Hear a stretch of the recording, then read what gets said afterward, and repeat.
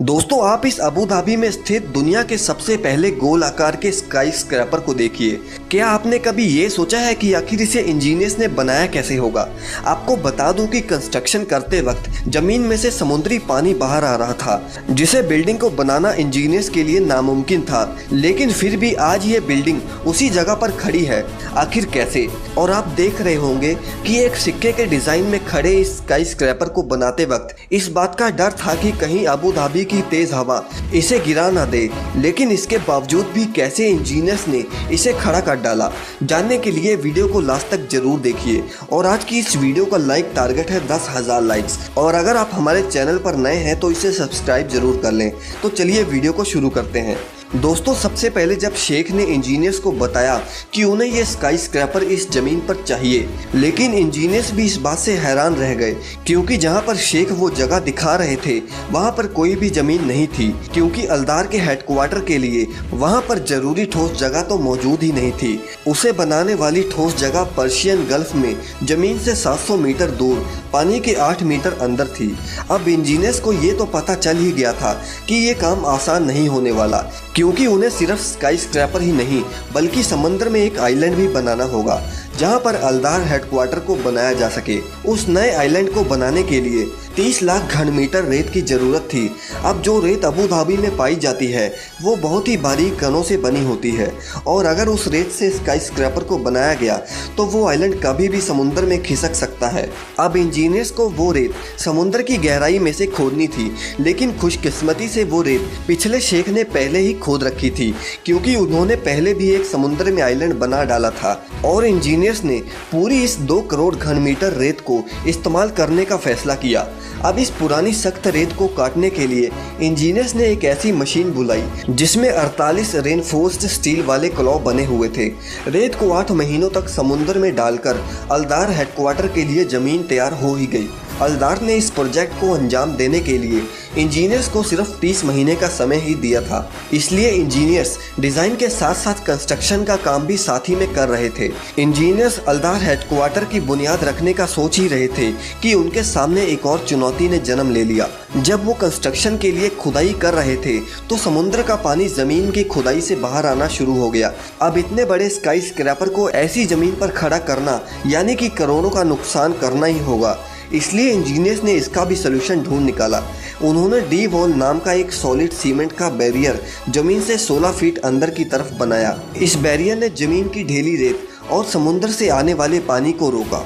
अब इंजीनियर्स ने इसमें 400 सीमेंट की पाइल्स का इस्तेमाल 2 तरीकों से किया, जिसमें आधी पाइल्स जमीन पर लगाई गई ताकि ये चट्टान पर मौजूद रेत पर मजबूती से टिका रहे, और आधी पाइल्स को जमीन में और भी ज्यादा गहराई तक डाला गया ताकि सारा वजन जमीन में अच्छे से डिवाइड हो जाए। अब शेख का ये सपना धीरे धीरे जमीन से बाहर उभरने लगा।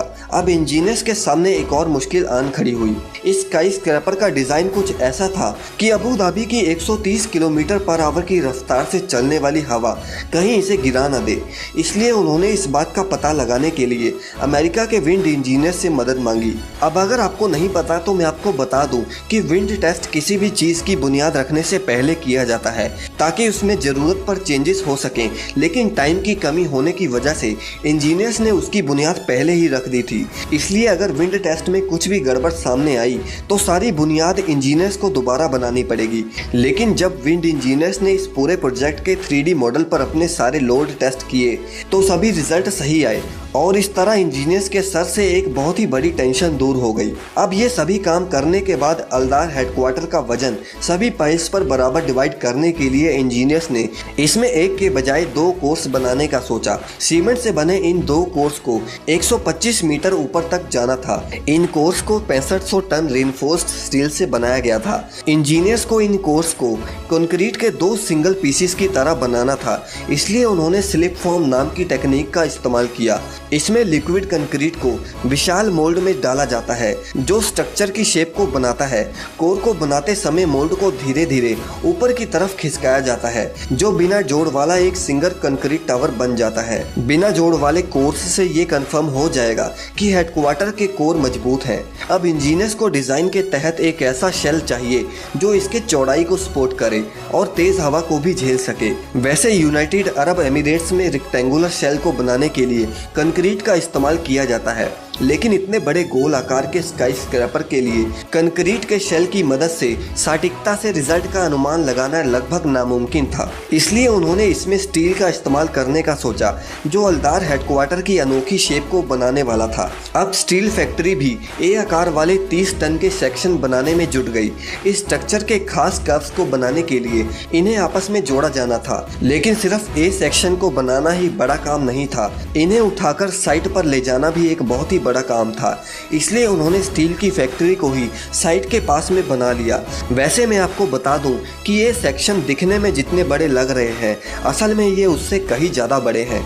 इंजीनियर्स को सबसे पहले ए फ्रेम लगाने के लिए 1 घंटे से ऊपर का समय लग गया, लेकिन आपको ये जानकर हैरानी होगी कि अभी 99 ए फ्रेम्स लगाना बाकी ही था। अब इंजीनियर्स को इसके अंदर 85 रेस्ट रूम्स भी बनवाने थे, जिसमें बहुत सारा समय भी लगने वाला था, लेकिन इंजीनियर्स के पास बहुत ही कम समय बचा था। इसलिए उन्होंने इसका भी हल ढूंढ निकाला और इसका नाम था प्री फैब्रिकेटेड वॉशरूम मॉड्यूल। ये मॉड्यूल्स एक फैक्ट्री मेड रेस्ट रूम होते हैं, जिसमें लेबोरेटरीज, बेसिन्स और मिरर्स वगैरह लगे होते हैं, जिसे बिल्डिंग्स में फौरन लगाया जा सकता है। टीम की योजना 12 टन वजन के इन रेस्ट रूम को उठाकर अपनी अपनी जगह पर रख देने की थी। अब प्रॉब्लम ये आई कि हलदार ने उन रेस्टरूम के डिज़ाइन को रिजेक्ट कर दिया, क्योंकि इतने फ्यूचरिस्टिक स्काईस्क्रैपर के लिए वो बहुत ही मामूली था। अब इंजीनियर्स को रेस्टरूम के डिज़ाइन को चेंज करना था, लेकिन उसमें कई महीने लगने वाले थे।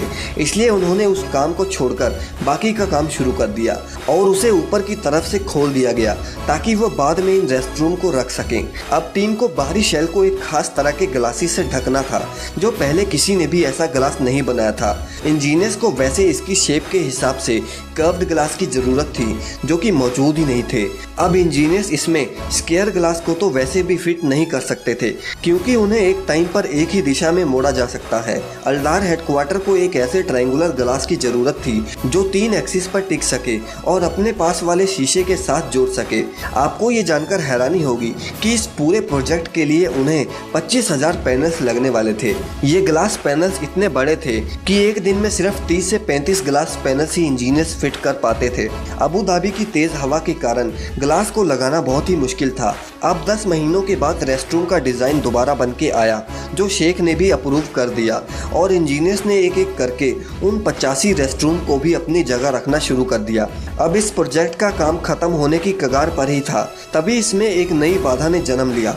रेस्टरूम को कोर्स में लगाने के लिए हुई देरी में टीम को ऊपर वाले हिस्से को खुला छोड़ना था, जिसके कारण स्टील का आकार 250 mm तक कम हो गया। अब इससे ये प्रॉब्लम आई कि जब इस हेडक्वार्टर में हवा का दबाव पड़ेगा, तब इसका जो लोड है वो इसकी नींव तक नहीं पहुंचेगा, जिस वजह से ये स्काईस्क्रैपर नीचे की तरफ झुक सकता है।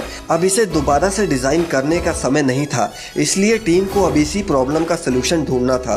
लेकिन इसका सिर्फ एक ही सलूशन था कि पूरी 250 टन की रूफ को वापस उठाकर उसकी जगह पर वापस रख दिया जाए। लेकिन इस काम को करने के लिए दुनिया के सबसे कामयाब इंजीनियर्स के भी पसीने छूटने वाले थे।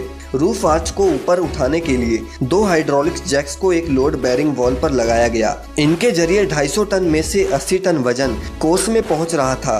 2 और जैक्स को 16 मीटर ऊंचे स्टील कॉलम्स में लगाया गया। इनके जरिए भी 40-40 टन वजन लेवल 23 के कंक्रीट फ्लोर तक पहुंचने लगा। इन प्रॉक्स को स्टील स्लैब्स के साथ पैक किया गया, ताकि जैक्स को हटाने के बाद रूफ अपनी जगह से ना हिले। ऐसे करके इंजीनियर्स ने 260 mm की रूफ को ऊपर उठाकर पूरी प्रॉब्लम को सॉल्व कर दिया और उसके बाद उन्होंने उसके आगे के सारे प्रोसेस बड़े आराम से कर दिए। इस प्रोजेक्ट को दिए गए वक्त पर ख़त्म कर दिया गया। दोस्तों, क्या आपको इसके बारे में पहले से पता था? हमें कमेंट सेक्शन में ज़रूर बताएं। और अगर आपको ये वीडियो पसंद आया तो इसे लाइक ज़रूर करें और आगे भी ऐसी वीडियोस के लिए चैनल को सब्सक्राइब करना ना भूलें।